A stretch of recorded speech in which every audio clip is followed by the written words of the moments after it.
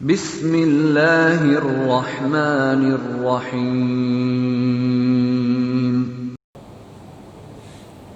میرے عزیز طلباء و طالبات، آج آپ کے فوقانی اول یعنی 9ویں کلاس کے میں فارسی مضمون کے ساتھ میں آپ سے روبرو ہوں۔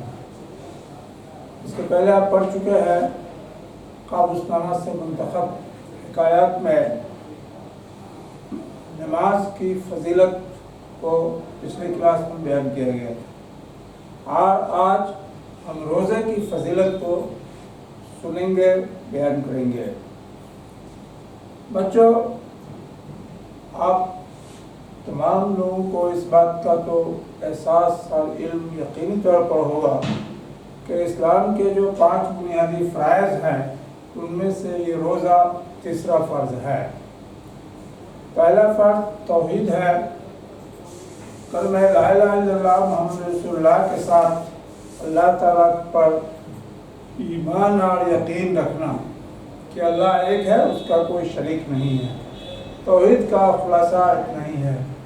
نماز کے بارے میں کل آپ نے پڑھا، آج روزے کے بارے میں ہم لوگ بات چیت کریں گے۔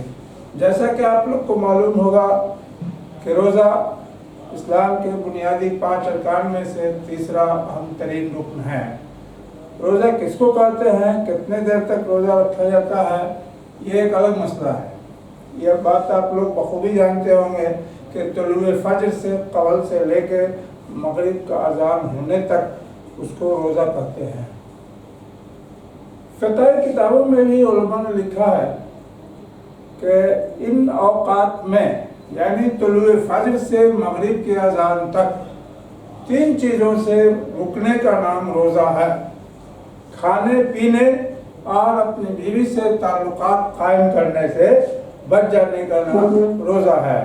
روزہ کی نوعیت اور کیا ہوتی ہے وہ بھی آپ جان رہے ہیں۔ روزے میں عشاء کے بعد تراویح پڑھنا 20 رکعت سنت ہے، تو 20 رکعت کی تراویح کی ادائیگی ایک الگ سنت ہے، اور تراویح کے نماز کے دوران قرآن شریف کا سننا یہ الگ سنت ہے۔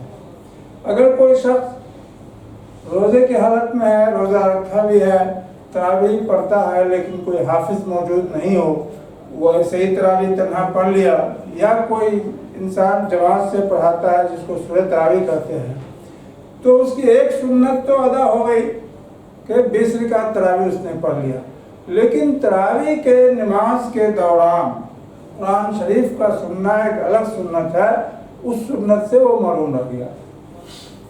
بہرحال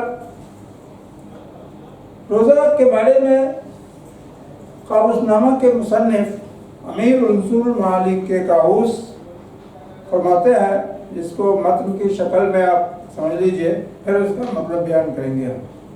بدا کے اے پسر کہ روزہ تعتیش کے در سال یک بار باشد، نہ مردی بود تقصیر کردن و خیرت مندان چنی تقصیر روا ندارن، و نگر تا گرد تعصب نگردی از آنچه ماہ روزہ بے تعصب نبود، اندر گرفتن روزہ و کشادن تو تعصب مکن، ہر کے دانی کے 5 مرد عالم متعقل روزہ گرفتن، تو نیز بائشاں بگیر و بائشاں بگیر و بائشاں بگشا و بگفتار جہال دل مبند، و آگاہ باش کہ عزت تعالیٰ از سیری و گرسنگی تو بے نیاز است، و لیکن غرض در روزہ مہریست از خداوند ملک بر ملک خیش و این بر بازے عام ملک است بلکہ بر ہماتن است، بر دست و پائے و چشم و دہان و گوشت و شکم و عورت ای جملہ را مہر باید کرد، تا چنا کے شرط است مزہ داری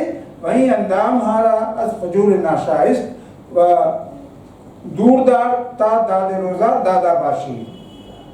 بچوں، آپ نے اس حکایت کے متن کو سن لیا، اب اس کا مطلب سنیے۔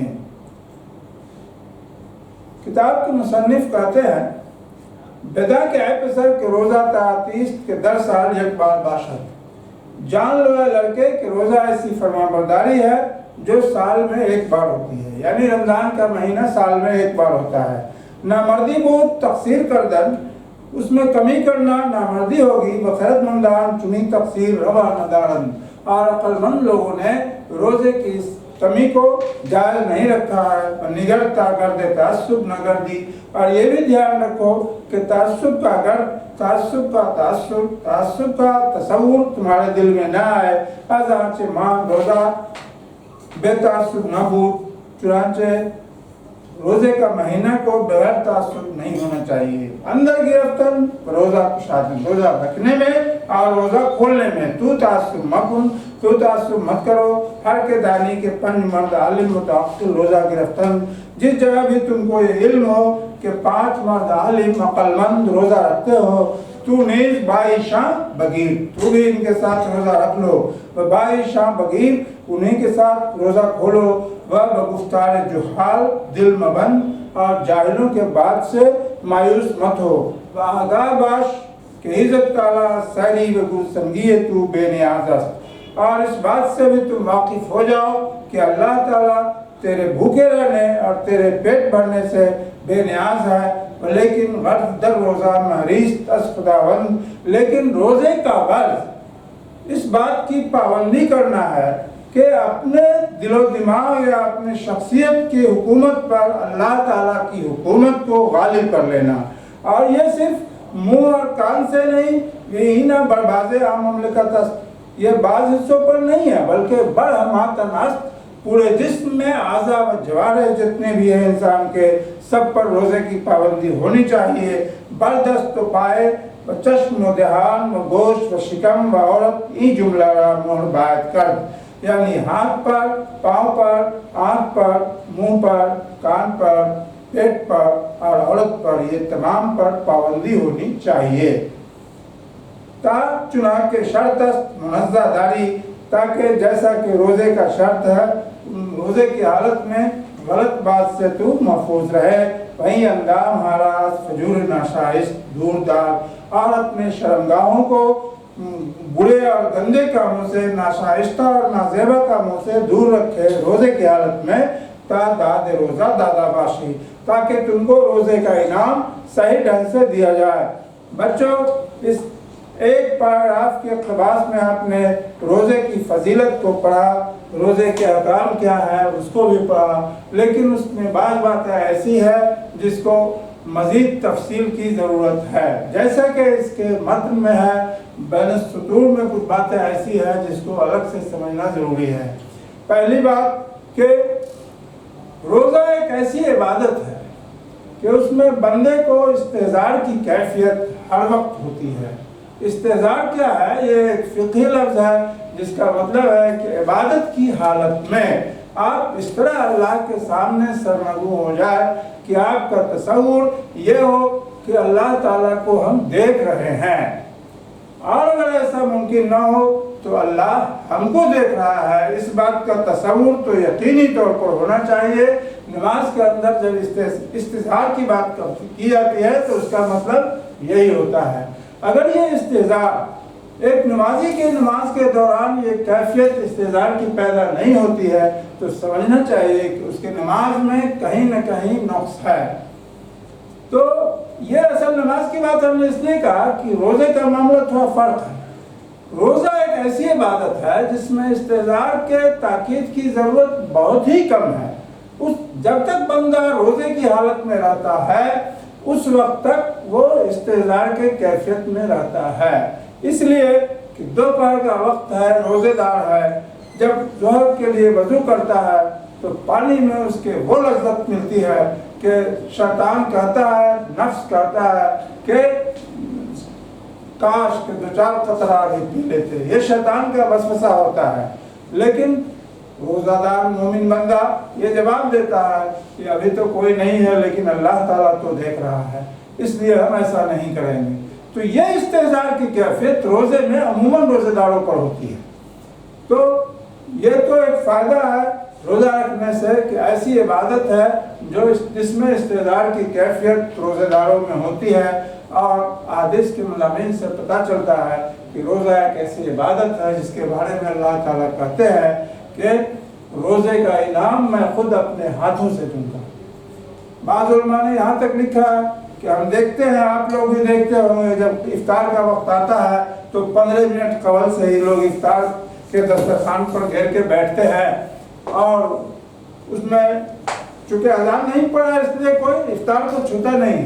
बस मुबासे क्या होता है, हाँ फला मस्जिद में इस टाइम में अजान पड़ेगा, कोई कहता है रोज घड़ी जो है फास्ट है अभी नहीं हुआ, कोई कहता है वो सुलह है, कोई कुछ। ये सारे बातों का मकसद एक ही होता है बहस करने का कि सारी नेमत सामने रखी हुई है दुनिया की, लेकिन सिर्फ अल्लाह की रजामंदी के लिए बंदा बहस करता है कि अभी वक्त नहीं हुआ है या वक्त हो गया है। मकसद एक रहता है कि हम दिन भर रोज़ा रखे हैं, ऐसा न हो कि 1-2 मिनट के चक्कर में पहले करने में रोज़ा मेरा खराब हो जाए। तो अल्लाह ताला फरिश्तों को कहता है कि तुम जाओ देखो मेरे बंदे क्या कर रहे हैं। वो इस कैफियत को देख के अल्लाह ताला के पास पेश करते हैं। अल्लाह ताला का जवाब होता है कि जानते हो वो इस तरह एहतियात और बहस क्यों कर रहे हैं, सिर्फ मेरी रजामंदी के लिए कर रहे हैं। फरिश्ते तुम गवाह रहो, मैं उन तमाम बंदों को रोजेदार जो बहस कर रहे हैं मैंने बख्श दिया। बच्चों आप जरा तसव्वुर कीजिए और अंदाजा कीजिए कि रोजे की फजीलत क्या है। एक दूसरा पहलू रोजे का ये भी है कि लोग ये सिर्फ समझते हैं कि तुलुए फज्र से लेकर मगरिब के वक्त तक भूखे रहने का नाम रोजा है। ऐसा कुछ नहीं है मेरे बच्चों। अल्लाह ताला को बंदे के भूखे रहने और पेट भरने से कोई मतलब नहीं है, वो बिल्कुल ही बेनियाज है। अल्लाह ताला को रोजे की हालत में बंदों से सिर्फ तकवा और परहेजगारी और अखलास की जरूरत है। अगर रोजा रखने वाला मुत्तकी है, परहेजगार है और अखलास के साथ रोजा रखता है तो फिर वो रोजा कबूल भी होगा। एक बात समझ सकते हैं आप, ये नुक्ते की बात है कि रोजा बहुत अच्छा अमल है, ठीक है। रोजा रमजान में फर्ज है और रमजान के अलावा दिनों में बाद रोजे नफली भी है, जैसे 9 ज़िलहिज्जा को रोजा रखना, 10 मुहर्रम को रोजा रखना, 15 शाबान को रोजा रखना, ये सब नफली है। अगर इसको अब बंदा रख लेता है तो बहुत सवाब है और कोई नहीं रखता तो उस पर कोई गुनाह भी नहीं है। एक बात जो काबिल गौर है कि इसी रोजे की फजीलत रमजान के रोजे की ऐसी है कि अगर एक रोजा कोई तोड़ देगा बगैर किसी शरई उज़्र के तो 60 रोजे का उसको कफ़ारा देना। ये इबादत है रोजा। लेकिन बच्चों एक बात आप समझिए, साल में कुछ अय्याम ऐसे हैं जिस दिन रोजा रखना हराम है, जैसे ईद का दिन, 10, 11, 12 ज़िलहिज्जा का दिन और यौम शक है, तो उस दिन रोजा नापसंदीदा है, अल्लाह ताला को खाते रहो। लेकिन रमजान का रोजा है, ये क्या फर्क है इसमें? फर्क असल यही है और कुछ नहीं है कि बंदे को अल्लाह की रजामंदी में झुक जाना चाहिए, उबूदियत में। अगर कहे अल्लाह ताला रोजा है तो रोजा, तुमको खाते रहना है तो खाते रहो। असल इस सारी बातों के पर्दे में एक बात है, अल्लाह की फरमा बरदारी। बच्चों इसी में आपका और हमारा भला है। शुक्रिया। फिर अगले मौके से अगला सबक हम लोग पढ़ेंगे। अगर कोई काबिल एतराज बात है तो आप यकीनन उसके कमेंट बॉक्स में डालिए और इंशाअल्लाह ताला उसका जवाब से आपको मुतमईन करने की कोशिश की जाएगी। शुक्रिया।